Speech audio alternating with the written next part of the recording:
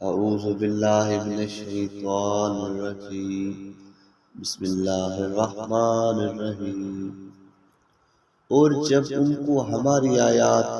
پڑھ کر سنائی جاتی ہیں کہتے ہیں کہ ہم نے سنا، اگر ہم چاہیں تو ہم بھی ایسا قرآن کہہ سکتے ہیں۔ یہ تو صرف پچھلے لوگوں کی کہانیاں ہیں۔ اور جب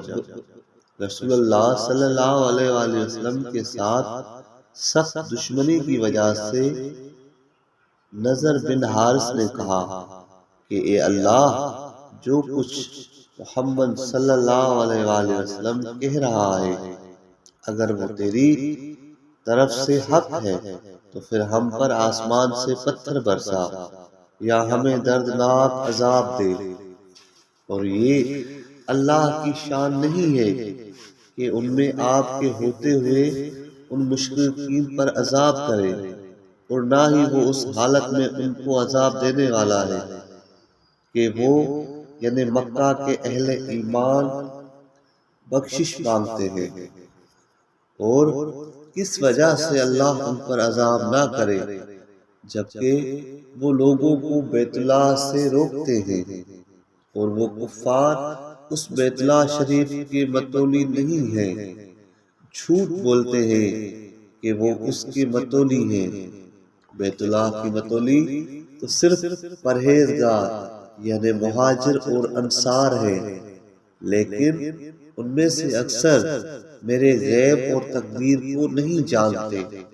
اور بیت اللہ کے پاس ان کی نماز سیٹیاں اور تالیاں بجانے کے سوا کچھ نہیں ہے۔ پھر جو کفر تم کرتے ہو اس کی وجہ سے عذاب کا مزہ چکھو۔ بے شک جن لوگوں نے کفر کیا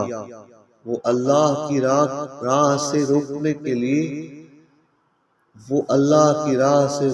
کے لیے اپنے اموال خرچ کرتے ہیں، پھر عنقریب اپنے اموال اس مقصد کے لیے خرچ کریں گے، پھر یہ بات ان پر حسرت و ندامت کا باعث بنے گی۔ اس کے بعد وہ مغلوب ہو جائیں گے، اور جن لوگوں نے کفر کیا عنقریب ان کو جہنم میں جمع کیا جائے گا، تاکہ اللہ بدبخت اور پاک لوگوں کو نیک بخت اور ناپاک لوگوں سے جدا کرے اور کفار کو ایک دوسرے کے ساتھ ملا دے، بس ان کو ڈھیر بنا دے، پھر ان سب کو جہنم میں ڈال دے۔ یہی لوگ نقصان والے ہیں۔ اے محمد صلی اللہ علیہ وآلہ وسلم، کفار سے فرما دیجئے کہ اگر وہ باز آ گئے تو ان کی کفر اور سرکشی کی گزشتہ گناہ بخش دیے جائیں گے، اور اگر کفر کی طرف لوٹیں گے تو پھر بے شک اگلوں کا طریقہ گزر چکا ہے کہ کافروں کے مقابلے میں ہم مومنین کی مدد کرتے ہیں، اور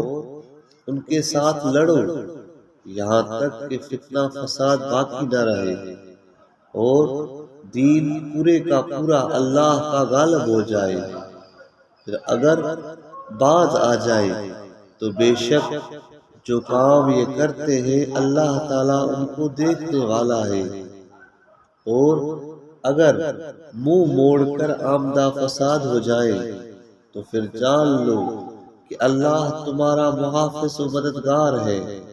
وہی بہترین محافظ ہے اور بہترین مددگار ہے۔ اور جان لو کہ جو غنیمت تمہیں کفار پر فتح میں حاصل ہو وہ اللہ کی ہے۔ مجموعی طور غنیمت کے 5 حصے کیے جائیں، پھر ایک حصے کو 5 حصوں میں تقسیم کیا جائے،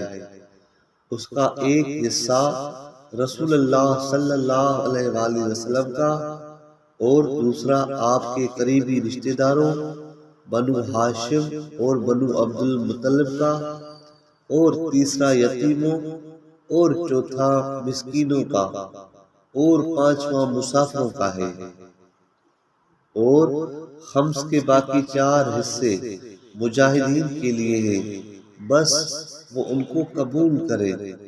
اگر تم اللہ اور اس کے حق و باطل میں فرق کرنے والی کتاب کو مانتے ہو جو ہم نے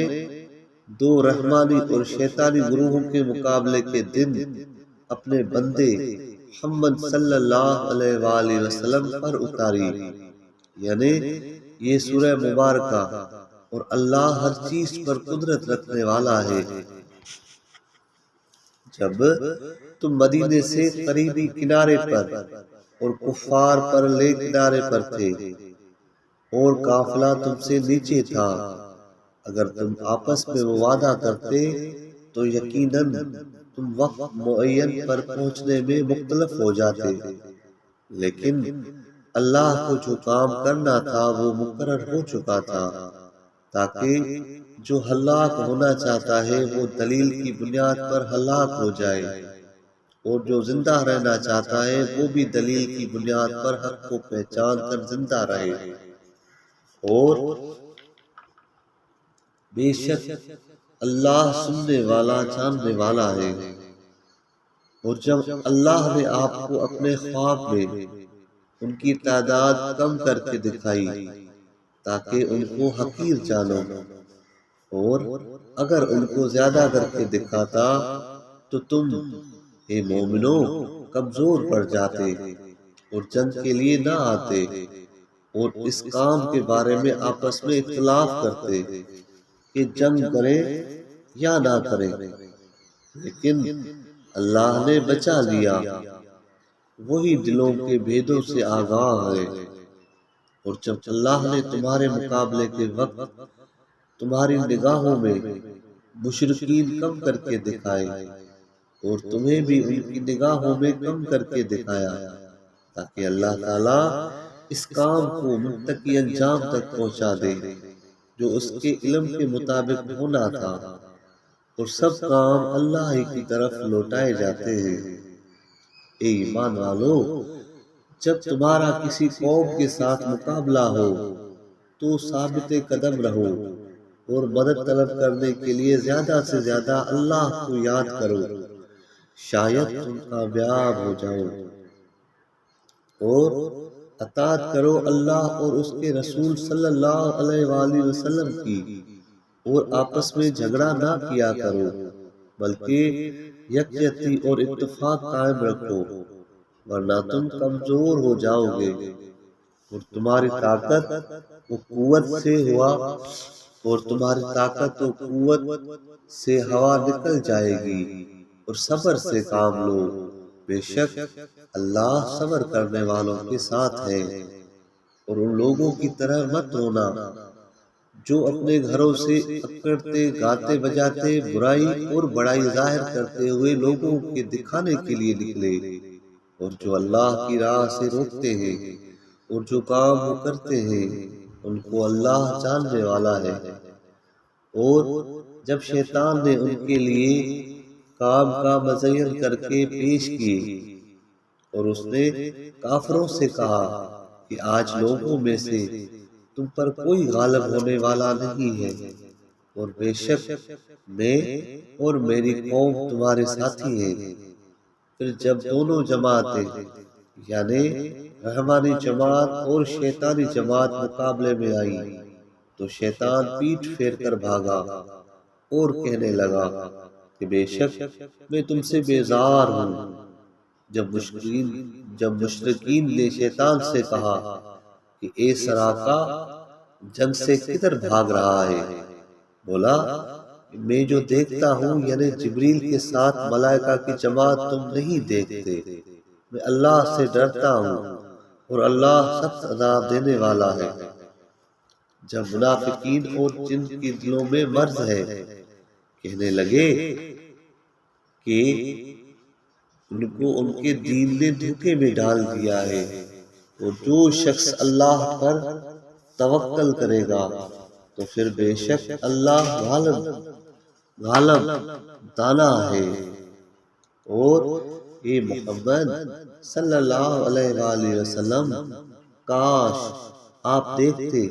جب فرشتے جنگ بدر میں کفار کے ارواح اس حالت میں نکالتے تھے کہ ان کے چہروں اور ان کی پیٹھوں کو مارتے تھے، اور کہتے تھے کہ جلا دینے والی آگ کے عذاب کا مزہ چکھو، یہ عذاب ان گناہوں کی وجہ سے ہے جو تم نے اپنے ہاتھوں آگے بھیجے ہیں، اور یہ کہ اللہ بندوں پر ظلم کرنے والا نہیں ہے۔ ان کی عادت فرعونی قوم اور ان اقوام کی عادت کی طرح ہے جو ان سے پہلے تھی۔ انہوں نے اللہ کی آیات کا کفر کیا، پھر ان کو ان کے گناہوں کی وجہ سے اللہ کے عذاب میں پکڑا۔ بے شک اللہ طاقتور سخت عذاب دینے والا ہے۔ اس کی وجہ یہ ہے کہ اللہ تعالیٰ کسی قوم کو عطا کردہ نعمتوں کو اس وقت تک نہیں بدلتا جب تک وہ قوم اپنے آپ کو نہیں بدلتی، یعنی شکر گزاری کے عمل کو ترک نہیں کرتی، اور یہ کہ اللہ سننے والا جاننے والا ہے۔ ان کی عادت فرعونی قوم کی عادت اور ان لوگوں کی عادت کی طرح ہے جو ان سے پہلے تھے۔ انہوں نے اپنے رب کی آیات کو جھٹلایا، پھر ہم نے ان کو ان کے گناہوں کی وجہ سے ہلاک کر دیا، اور قوم فرعون کو غرق کر دیا، اور وہ سب کے سب ظالم تھے۔ بے شک اللہ کے نزدیک بدترین جانور کفار یعنی بنو قریظہ کے یہودی ہیں، پھر وہ ایمان نہیں لاتے۔ ان میں سے جن کے ساتھ آپ نے صلح کا معاہدہ کیا ہے، پھر ہر بار اپنا معاہدہ توڑ دیتے ہیں، اور وہ نہیں ڈرتے۔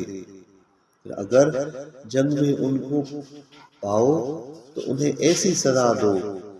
کہ جو ان کے پیچھے ہیں وہ بھی منتشر ہو جائیں، شاید وہ نصیحت حاصل کریں، نقض عہدے سے بچیں، اور اگر کسی قوم کی خیانت بدعہدی کا خوف ہو تو ان کی طرف برابری کی بنیاد پر عہد نامہ پھینک دو، تاکہ آپ کو عہد شکنی کا الزام نہ دے۔ بے شک اللہ خیانت کرنے والوں کو پسند نہیں کرتا، اور جو کافر بدر یا مکے سے بھاگتے تھے وہ اور تم بھی ہرگز گمان نہ کرنا کہ ہمیں عاجز کر دیں گے اور بچ جائیں گے، بے شک وہ ہمیں عاجز نہیں کر سکتے۔ اور ان سے جنگ کے لیے حسب استطاعت اپنی طاقت، تیر اندازی و اسلحہ سازی اور گھوڑے تیار رکھو، تاکہ اس کے ذریعے اللہ کے دشمنوں اور اپنے دشمنوں اور دیگر اسلام دشمن قوتوں کو بھی ڈراؤ جن کو تم نہیں جانتے، کیونکہ منافقین ہیں، اللہ ہی ان کو جانتا ہے۔ اور تم اللہ کی راہ میں جو بھی چیز خرچ کرو گے تمہیں اس کا پورا پورا بدلہ دیا جائے گا،